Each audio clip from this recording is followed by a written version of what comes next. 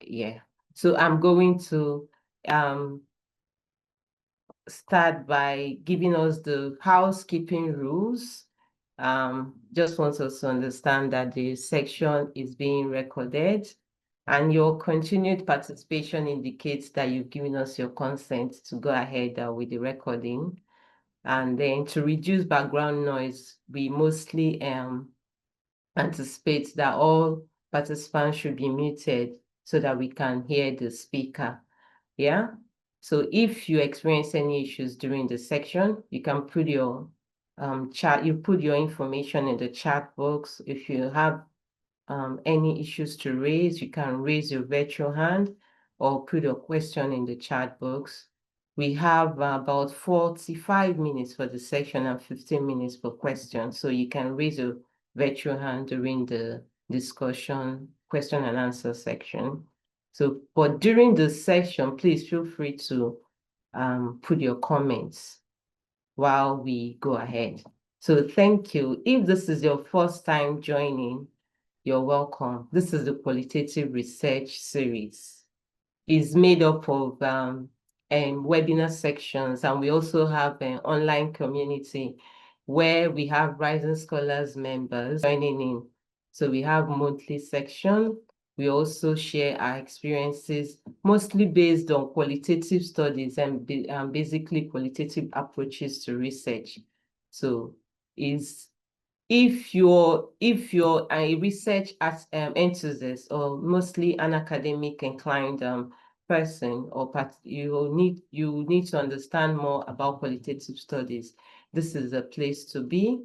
We have the sections, is always free, yes. So the Rising Scholars community has professionals and research practitioners and students, early career research, aspiring researchers, anyone who is interested in research or in academics. We join in and we have some blog posts, resources, mentorship programs as well.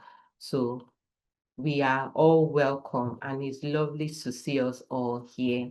So in today's section, we have Dr. Upasana Sharma, sorry. She's our first female in the qualitative research series, and I'm very happy to welcome her. Yeah, so she's a public health researcher currently working as a global research program manager at international NGO, where she leads or designs the implementations and evaluation of cross-country research programs. Yes. Her research expertise focuses on implementation science, particularly in areas of palliative care, caregivers burden, mass gathering, health and youth mental health and well-being.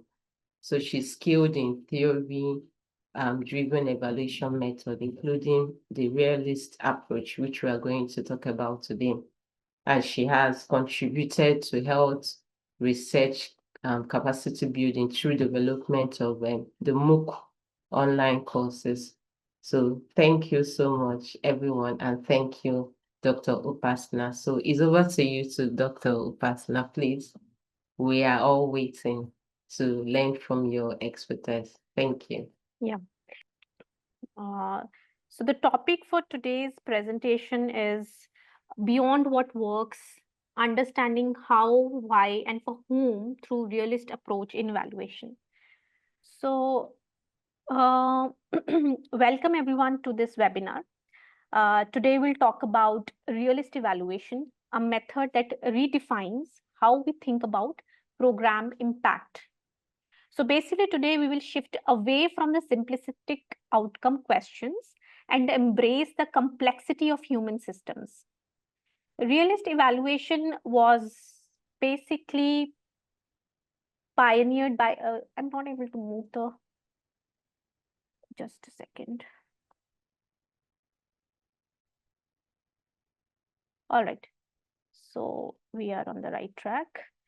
So realist evaluation was pioneered by someone called Pawson and Tilley, and it offers a framework for explaining not just something that works, but how, why, and in which contexts All right.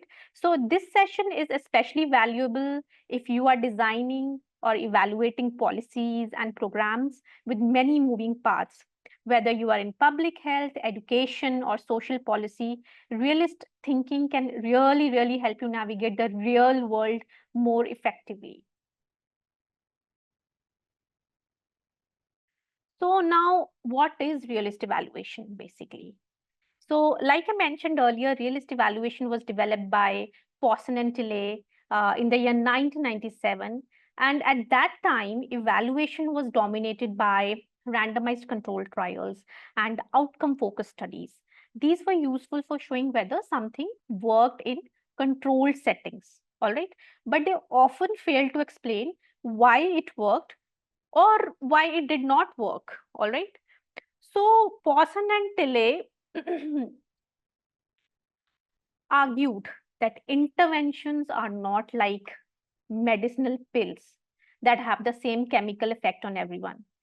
They are precisely social processes that interact with people's reasonings, motivations, and environments. That means the same program can succeed in one place and fail in another. All right. So, realist evaluation was designed to answer not just does it work, but what works for whom, in what circumstances, and why. So, maybe as you listen, think of an intervention maybe in your workplace or community that really worked brilliantly in one setting but struggled in another setting. That's exactly the kind of puzzle realist evaluation helps us to solve, basically. So, now let's see as to what is realist evaluation and why it is a game changer in evaluating real world programs. So at its core, realist evaluation is based on realist philosophy. The idea that outcomes result from mechanisms triggered in particular contexts. It's not enough to ask whether a program worked. We need to know how and why.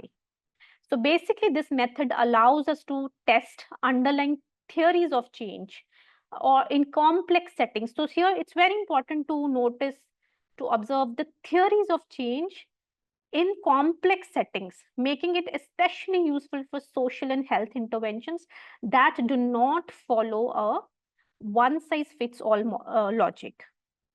Now, what happens is, that in realist evaluation, the foundation of the evaluation is that interventions are theories in action. So, as you know, every program is based on an assumption that if we do X, then Y will happen. For example, if we provide job training, people will get better jobs. But reality is way more complex.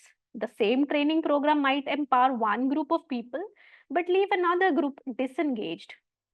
Why? Because the context and mechanisms differ, right? So, this is where the context mechanism or the CMO configuration comes into action.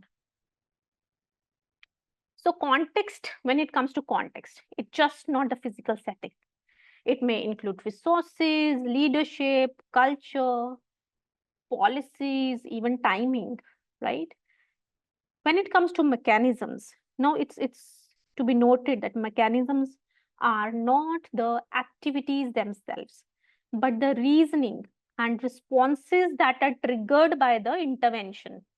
So a training program doesn't directly cause better performance. The mechanism is that it may boost confidence, it may change the motivation of the participants, or it may shift identity as well. When it comes to outcomes, outcomes are the observable effects, as everyone knows, but they only make sense when linked back to the context and mechanism. I hope this is clear with everyone. Yes. Okay. So let's move on to the next slide.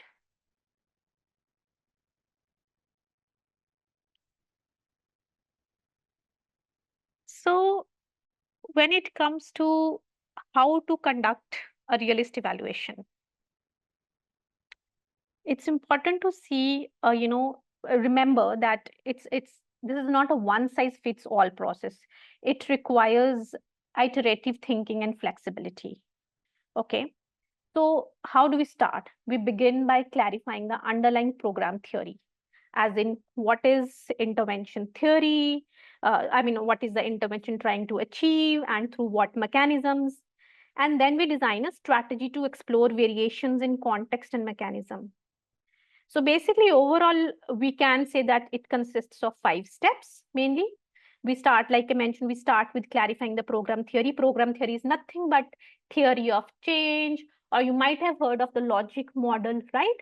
So basically, a framework which underpins the causal mechanism underpinning the program that we are running.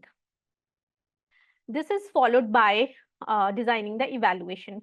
So you choose your data sources and case studies that can surface variations in the context mechanisms and outcomes. Then you go for data collection using mixed methods. Mixed methods is the hallmark of realist evaluation.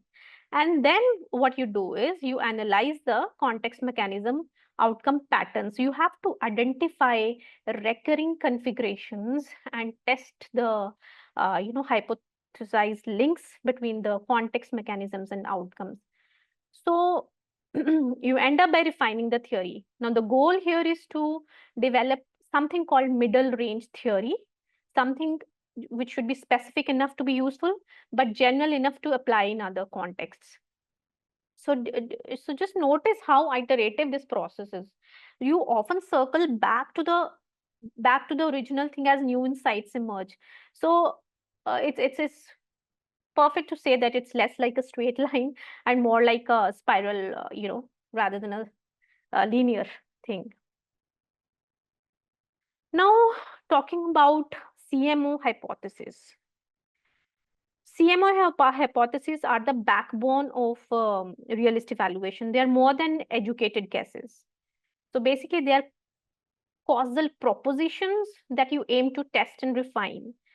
So here again, you begin by identifying the context, what conditions are relevant, then consider what mechanism is activated, what reasoning or resources are triggered, and finally you specify the resulting outcome. So in this, if you make use of if-then logic, it helps keep the thinking rigorous and transferable. So over time, these hypotheses become the building blocks of a broader middle range theory. So this basically helps uh, uh, you get into a structured analysis of the CMOs that you have, been able to figure out from the data that you have collected. Now, before we go further deep into the realist evaluation, it's critical to understand, why traditional methods, why not traditional methods, and why realist approach. Okay, so what happens is that traditional methods often fall short, especially in complex dynamic environments like health systems or community development. So I talked about realist evaluation not being linear earlier, right? So, but in case of traditional evaluation, in case of conventional evaluations, these evaluations operate on a linear model. What they assume is that interventions produce the same outcomes across the board. But this isn't how the real world systems work, right? They often ignore the context, treat people as passive recipients, and they basically reduce the causality to a black box. So as a result, findings are hard to transfer or scale, and most importantly, explain, right? So realist evaluation fills that gap by asking more nuanced questions. Let's explore how it does that. So I'll just give you like some um, explanations with regards to that. Traditional evaluations often rely on randomized control trials, which are excellent for testing whether something works in control conditions. But real life is messy. Realist evaluation embraces that messiness by asking explanatory questions. Now, realist evaluation does not reject quantitative methods. It combines them with the qualitative insights to build a fuller picture. Hence, that what I mentioned earlier, mixed methods is the hallmark of realist evaluation. Now, this makes it especially valuable for policymakers who need to know not just whether something works, but how to adapt it to their own context. So, I have a question here for the participants. If you were a policymaker, which would you find more useful? Knowing that a program worked in one trial, or knowing why it worked and how to adapt it to your setting? So, what would be more useful for you? Just knowing that it worked in one trial, or like knowing why it worked and how I can adapt in some other settings? So, maybe you would want to share your answers in the chat box.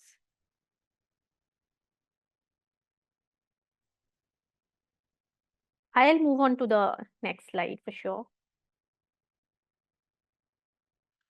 So, here I have just listed out some of the drawbacks or disadvantages or pitfalls um, of realist evaluation practices. But before that, I'll just say a few words on the advantages rather.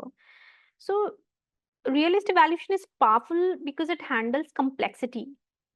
It doesn't shy away from the fact that interventions interact with people and systems in unpredictable ways.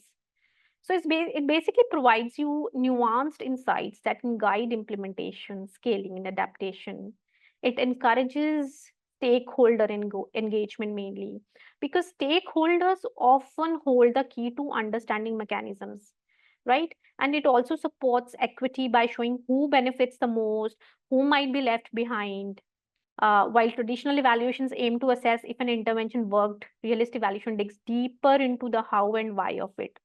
So it basically shifts the focus from fixed inputs and outputs to dynamic contextual explanations. Okay. Now, when it comes to the pitfalls, having said great things about realist evaluation, let me also tell you that realist evaluation is not easy. It is time and resource intensive, and it requires evaluators who are comfortable with both theory and mixed methods. Mechanisms, when it comes to mechanisms, it can be really hard to isolate, and contexts are always, constantly changing. So there is also a risk of over complexity. Let's say if you identify too many CMOs and patterns, it can really overwhelm the stakeholders. So to mitigate these challenges, what happens is that evaluators often prioritize the most critical CMO configurations, and then they use phased approaches and involve stakeholders early on to keep the evaluation grounded. Even strong realist evaluations can go wrong if certain pitfalls are not addressed. So common issues, like I mentioned, neglecting the context, either assuming it's static or not making it explicit. Mechanisms sometimes are described vaguely, again reducing the evaluation's explanatory power. So always aim to surface the actual reasoning or response triggered in context. Finally, don't skip the theory work. Realist evaluation is theory driven, and theory refinement must be continuous. So basically, to sum up, treat realist evaluation like a living model and not like a checklist. So what happens is that you start your program evaluation with certain version of theory of change or logic model or program theory.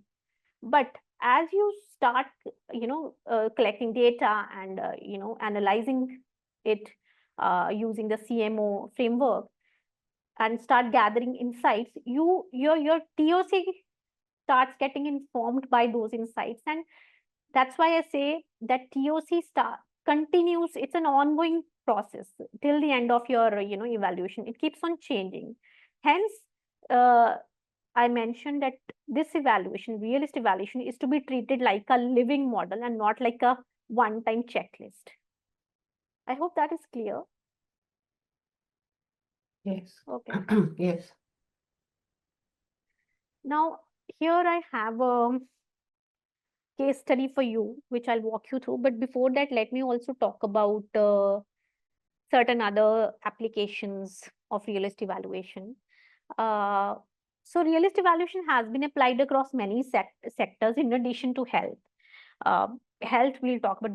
This case studies from health sector, but in education actually a lot of school based well-being interventions have been assessed using realist evaluation. I've myself been part of some of the projects in which we have used the realist evaluation, and it's been extremely helpful and insightful to kind of use this method and see the differences, because the context differed, so it was quite enlightening.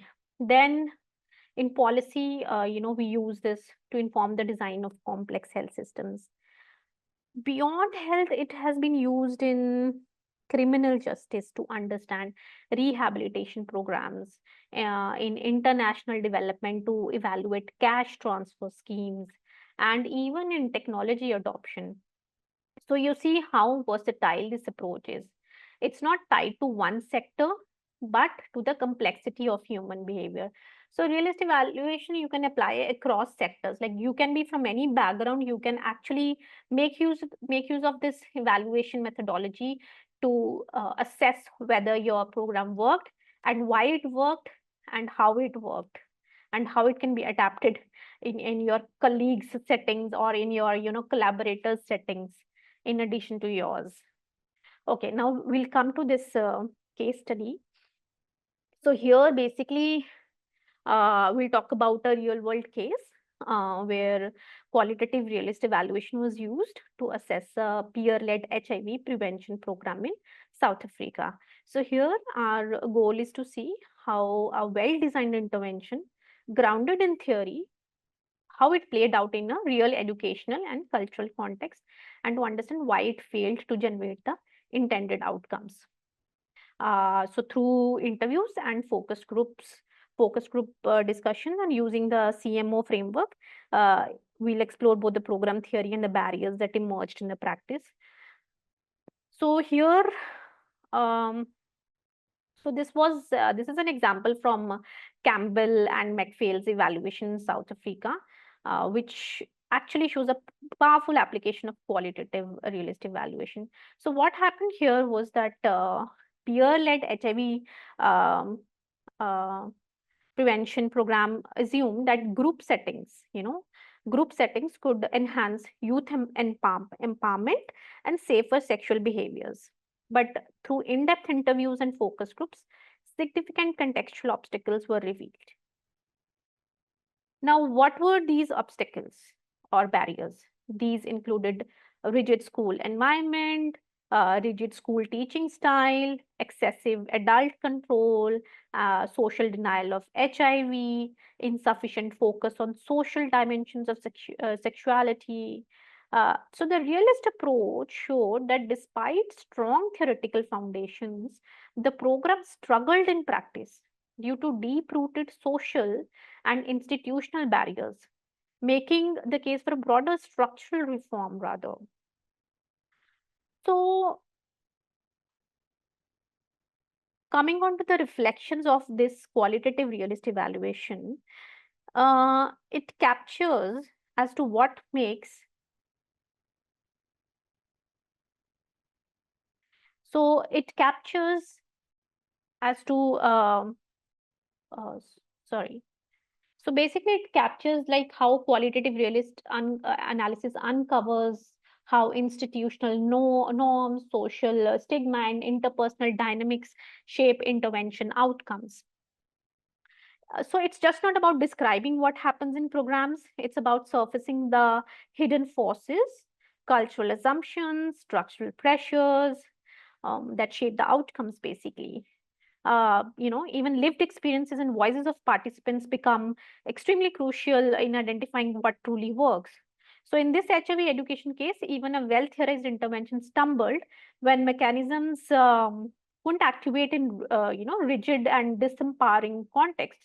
So qualitative realist approaches allow us to see these blockages and adapt interventions accordingly. So, I mean, it helps us to identify the barriers so that we can Then, focus on the mechanisms as to how to remove those barriers, to enhance to enhance the impact of our program.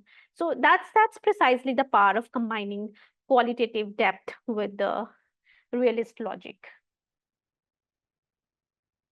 Okay, so we are almost so now coming on to the key takeaways. So the thing is, to sum up, realist evaluation bridges the gap between evidence and practice. Like I mentioned, it moves us from asking, does it work, and how and why does it work? So basically, it offers flexible, theory-informed framework and helps us understand interventions in the real world. So here, first remember that context, mechanisms, and outcomes form the central analytical lens. Strong realist evaluation doesn't stop at results. It digs deep into the why and for whom part of it. Then theory is your guide here. It's not a fixed map, but a hypothesis is to test and revise. So most importantly, your perspective, and your engagement with real world data are what makes this approach powerful. You bring realism to evaluation. So always remember this phrase in terms of realist evaluation, that realist evaluation doesn't just measure impact, it explains it, So that's the unique contribution of realist evaluation. Yeah, so here are some of the key references to explore further. So yeah, Pawson and Tilley is the key, person, and you can refer to his work if you want to read further. That's it from my end. Thank you. Thank you for being part of this learning. Thank you. Yeah, Okay. thank you so much, Dr. Upasana. Yes, that was very concise and very straight to the point here. Thank you. We have very few questions, and I'm sure we will have more as time goes on. Yes, so I'll first of all read the question from Tabisha before Omer will go on with his question because the hand is raised. So the question from Tabisha is it says, can the realist evaluation be done only after implementing a program or a research, or where's the is question? it, can you, sorry? Where's the question? Is it in the chat box? Yes, it is. That's Tabisha Bumba. Yes. Tabisha Bumba. I'll read out the question, no problem. Can the realist evaluation be only done after implementing a program and research intervention, or can also be done as the implementation is going on? No, like any evaluation, leave aside realist, like any evaluation, it is only to be done once the program has been implemented. Right? So it's basically to assess the impact of the program. So when you want to measure the impact, you need to have implemented the program first, right? Yeah. So I hope I answered your question. Okay. Yes, thank you. Omar Hind, I think, I hope I got the name right. Your hand is raised. Please, can you go on with your question or your contribution? Thank you. Thank you for this facilitation, Ugo, and also I appreciate Upasana for nice presentation. It is very exciting presentation, and actually I was working for more than 20 minutes attending this session from my workplace to my home. My question is shortly about evaluation of the project. Why we go to evaluation? I just it's a puzzle for me. Like why we not design program or project based on the context, and then we go for evaluation, whatever method we use, like qualitative method for data collection, mixed method. So there is my problem is why we not context-based program, and then it's easy for us whatever we plan in the project and program. Thank you. Okay, nice question.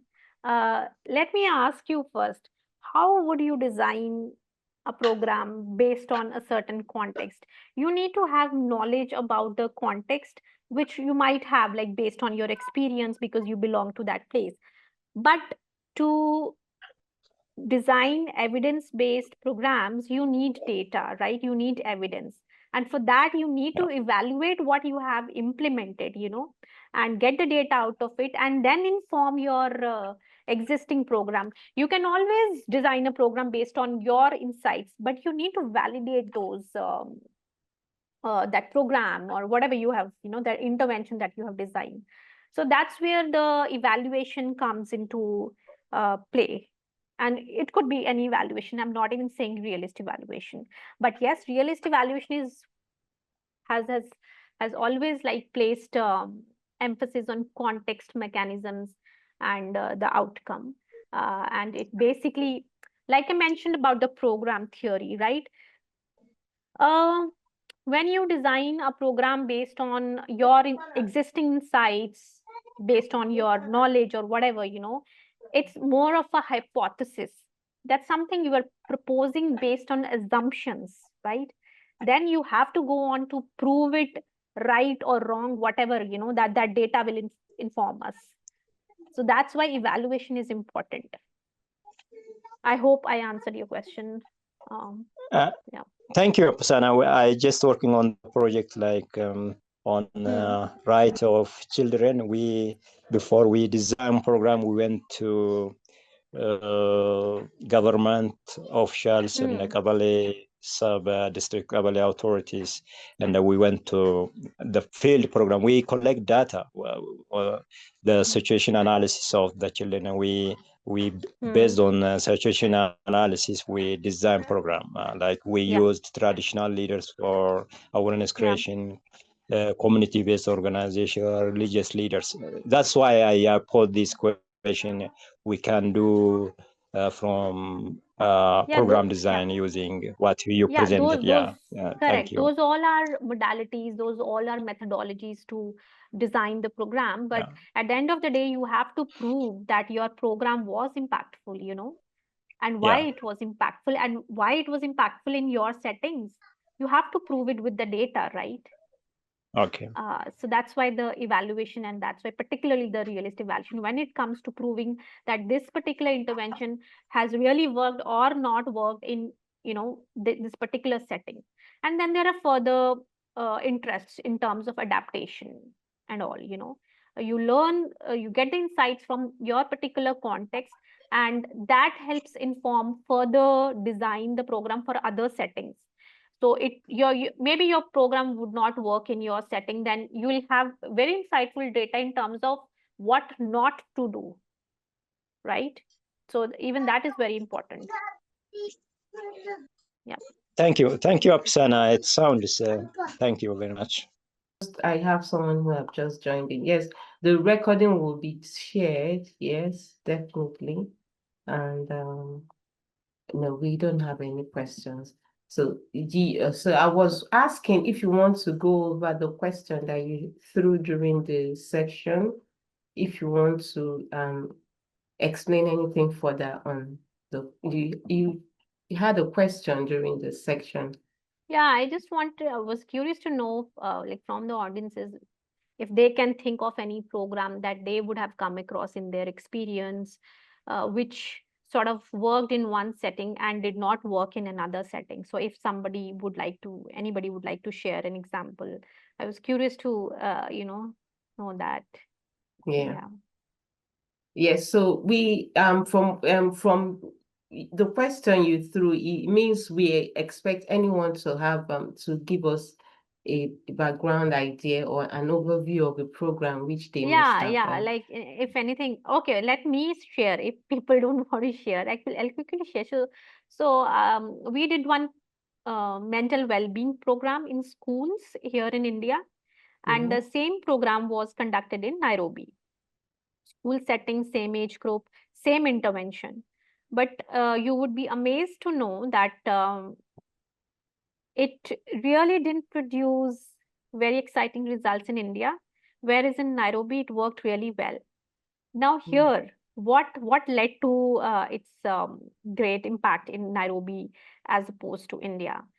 It was the context. Now I'll take you back to why the context.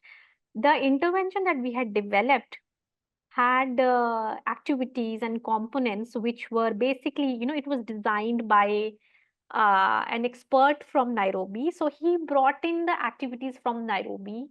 Uh, so the cultural context was slightly different. We did try to modify them as per the Indian context, but looks like it were not modified to that extent. So that's why the difference, Nairobi participants were able to catch up like so quickly, and and that's why we saw the difference in impact in both the settings. So it wasn't something that we were aware since the beginning of the program. It's only towards the end of the program, after analysis, when we like realized, okay, let's go get into the root of the whole thing. We realized that okay, our major expert who kind of designed, who initiated the design of the intervention was from Nairobi. And the thought process, yeah. So it led to so much of difference, yeah, and we learned a lot from that. Yeah. Yeah. So that is basically what works in the context may not work Yes. in another context. Correct. And Correct. and the Yeah. evaluation it also boils down to the context which it Correct. was applied on. Yeah, I understand. Yeah. Yeah. Thank you so much for sharing that.